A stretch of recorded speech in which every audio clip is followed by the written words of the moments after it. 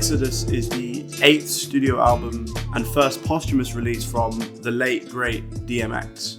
DMX, of course, only passed away a matter of a couple of months ago, which, as expected, prompted an outpouring of emotional tributes from all corners of the music industry. Not only because of the legacy he left behind with his music, but also because of his well-documented struggles with addiction and substance abuse. With how the music industry operates, specifically the hip-hop industry, there was almost immediate talks of a possible posthumous release. I myself was pretty hesitant about a DMX album coming out so soon after his death, mainly because of the way that Def Jam has operated in the past, with them even dropping 2 DMX EPs on the very day that he passed away. I was kind of apprehensive that this project would be exploitative. Thankfully, I don't think that is the case with Exodus. From what I've read, I've been led to believe that DMX was quite heavily involved with a large portion of this project. He had been recording it at Snoop Dogg's studio and he had signed off on most, if not all, of the guest features. However, even if this is the case, which again, I've been led to believe is true, it still doesn't feel like a DMX album. It feels more like a tribute. On most of the songs, X takes a backseat to the guest stars. Sometimes he appears for literally like less than a minute on some of the tracks. And I don't know if this is just me, but for a posthumous release, for someone so legendary like DMX, I would have liked him to be front and center. From a production standpoint, Swizz Beatz is, of course, one of X's closest collaborators in the past, and he serves as the executive producer of this album and provides pretty much every single beat on here. A lot of this album is moody and haunting, just like the first song, That's My Dog. It sets this bleak, dark atmosphere for the rest of the album, and Swizz Beatz has this strange off-kilter That's My Dog hook, which kind of matches this dark creation that he's made. The locks on the feature, especially Jadakiss, match that brooding atmosphere. DMX closes out the track as it builds to the kind of expected intensity you usually get from DMX's music. It almost leans into some of the horrorcore aesthetics he was playing with in the late 90s and early 2000s. Another of these kind of dark, grimy songs is Hood Blues with the core members of Griselda. Swizz Beatz clearly tailor-made this beat with Benny and Conway and Westside Gunn in mind. It's straight up boom bap, it's murky, it's grimy, and that simple approach just makes it so much better. Of course, all 3 of these guys have been killing it for years now, and none of them phone it in. They don't for a second sound like they don't want to be on this track. X closes out this song like he does on a large percentage of this album with some hilarious bars about hog tying and Ashton Kutcher. Like so many of his contributions to this album, it's brief but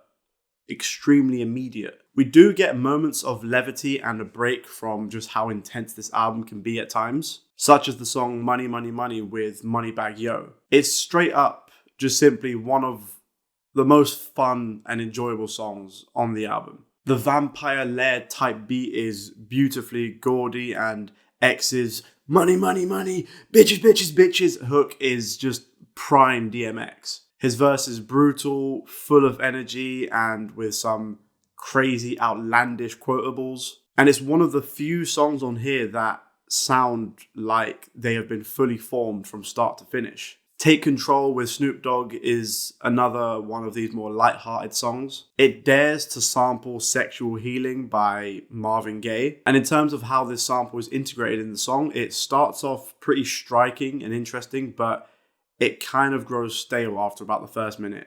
Thematically, it's slightly more of a diverse album than I was expecting. Like I said, we've got the dark, grimy tracks, we've got the moments of levity, but for me, where DMX has always shone the brightest, and where he does so on this album, is where he's getting super confessional and introspective. Hold Me Down with Alicia Keys is an example of one of these tracks, and musically and lyrically as well, I think it's the most ambitious, grand sounding thing on the entire project. The tremolo-like synths and massive pianos just fill so much of the space in the song. X spits these heart-wrenching, mortality-facing verses that sit wonderfully against Alicia Keys' angelic voice. Like I said, X to me was most in his bag with these kind of songs, where he was getting a bit more reflective, and looking back with the context of his passing, this is the kind of song that just shows how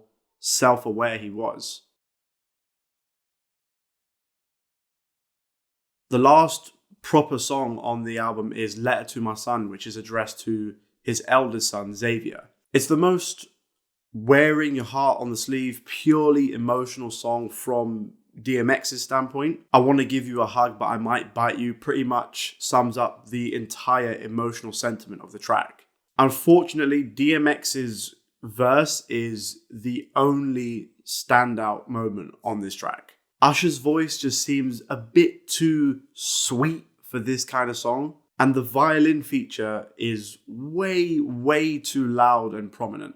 It's like the sound of this violin is forcing you to be emotional about this song when the weight of DMX's words are all that we need. Walking in the Rain starts off the kind of last act of this album where all the most overtly religious and spiritually focused songs sit. He runs with this metaphor of walking in the rain, representing these certain pains and afflictions in his life, and I think it's actually quite moving.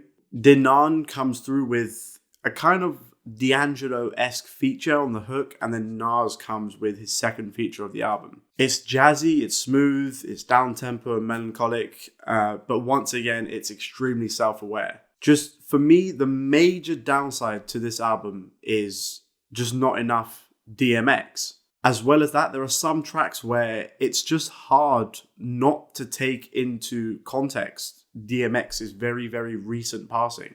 Like the song Bath Salts with Jay-Z and Nas, which is thankfully much better than their link up on the DJ Khaled album. The sample that sounds like a train whizzing past, I think is super creative. I wish that Jay-Z's verse was as strange and out there as the beat is. Nas provides a bit more depth and nuance with his feature. X's verse, I don't know what it is about it, but it sounds like it was recorded like years ago, but it provides a similar function to some of his other appearances on the album. It's just a bit weird how much of this song is dedicated to just flexing, especially from Jay, when it's dropping just a couple of months out from his death. And it's songs like this that initially led me to believe that either X wasn't really involved in some of this album or Def Jam just rushed to get this out. There is one moment on this album where I think it just spectacularly falls flat, and that's the song Skyscrapers with Bono.